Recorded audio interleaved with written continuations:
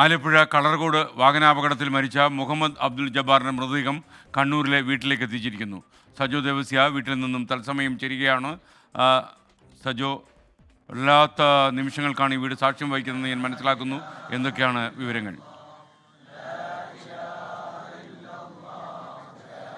എസ്കെൻ, അങ്ങേയറ്റം വൈകാരികമായ മുഹൂർത്തമാണ്. പുതുതായി നിർമ്മിച്ച് വീട്ടിൽ താമസിച്ച് കൊതിതീരും മുൻപാണ് യഥാർത്ഥത്തിൽ മുഹമ്മദ് അബ്ദുൽ ജബ്ബാർ യാത്രയായതെന്നൊരു വേദന കൂടിയുണ്ട്. യഥാർത്ഥത്തിൽ ഇവിടെ നിന്ന് കുറച്ച് അകലെയുള്ള വെങ്ങര എന്ന് പറയുന്ന സ്ഥലത്തായിരുന്നു വീട്. 2 മാസം മുൻപാണ് പുതിയ ഭവനം നിർമ്മിച്ച് ഇവരുടെ കുടുംബം ഇങ്ങോട്ടേക്ക് താമസം മാറിയത്. അതിൻ്റെ ആഘോഷ ചടങ്ങുകളിലൊക്കെ പങ്കെടുത്താണ്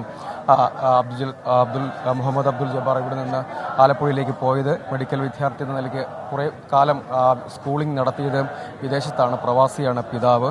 അബ്ദുൽ ജബ്ബാർ ഫാസില ദമ്പതികളുടെ മകനാണ്. 3 സഹോദരങ്ങളുണ്ട്. അപ്രതീക്ഷിതമായുള്ള അകാലത്തിലുള്ള ഈ വിയോഗം അത് വിശ്വസിക്കാനാകാതെ അതിൻ്റെ നടുക്കത്തിലും ഞെട്ടലിലുമാണ് ഇവിടെ കുടുംബാംഗങ്ങളും നാട്ടുകാരും ഒക്കെ ഉള്ളത്. നാട്ടുകാരും പ്രദേശവാസികളും ജനപ്രതിനിധികളും ഒക്കെയായി അനേകം മനുഷ്യർ വിട നൽകാൻ വേണ്ടി മാട്ടൂൽ നോർത്തിലെ വീട്ടിലേക്ക് എത്തിച്ചേർന്നിട്ടുണ്ട്. ഇവിടെ ഇപ്പോൾ എത്തി പ്രാർത്ഥനാ ചടങ്ങുകൾ നടക്കും. അതിന് ശേഷം പൊതുദർശനത്തിനുള്ള കുറച്ച് സമയമാണ് ക്രമീകരിച്ചിരിക്കുന്നത്. തുടർന്ന് ദേവാംബർ ജുമാ മസ്ജിദ് ഖബർസ്ഥാനിലാണ് സംസ്കാര ചടങ്ങുകൾ 10 മണിയോടുകൂടി നിശ്ചയിച്ചത്. അരമണിക്കൂർ സമയം ഇവിടെ പ്രാർത്ഥനാ ചടങ്ങുകളും ഒപ്പം പൊതുദർശനത്തിനുമുള്ള അവസരമാണ് നൽകിയിരിക്കുന്നത്. ഇവിടെയുള്ള ഒപ്പം പഠിച്ച സുഹൃത്തുക്കൾ മുതൽ അങ്ങോട്ടേക്കുള്ളൊരു വൈകാരിക നിമിഷമാണ്. കാരണം അങ്ങനെ ഒരു വലിയ ദുരന്തം ഈ നാടിനെ കൂടി തേടിയെത്തുന്നു. അതിൻ്റെ വേദനയിലും ദുഃഖത്തിലുമാണ്.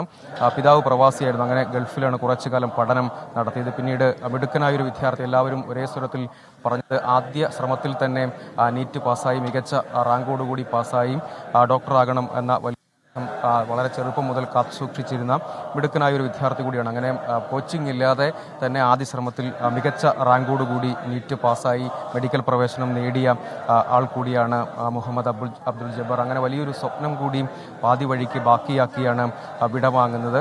ഒരു ഇരട്ട സഹോദരനുണ്ട്. ആ സഹോദരനടക്കം നേരത്തെ വേദനയോടുകൂടി ഈ വിയോഗത്തിൽ താങ്ങാനാവാതെ വലിയ സങ്കടവും ദുഃഖവും അനുഭവിക്കുന്നത് നമ്മൾ കാണുകയാണ്. ഇപ്പോൾ ഇങ്ങോട്ടേക്ക് നേരെ അവിടെ പൊതുദർശനവും മറ്റും പൂർത്തിയാക്കി മെഡിക്കൽ കോളേജിൽ പൂർത്തിയാക്കിയതിനു ശേഷമാണ് കണ്ണൂരിലേക്ക് പുറപ്പെട്ടത്. തന്നെ ഒരു ദീർഘമായ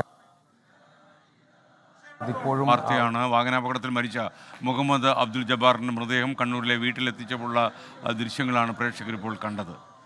സങ്കടത്തോടെ മാത്രമേ അബ്ദുൽ ജബ്ബാറിന് ഈ നാടിന് വിട ചൊല്ലാൻ കഴിയൂ എന്ന് നമ്മൾ മനസ്സിലാക്കുന്നു.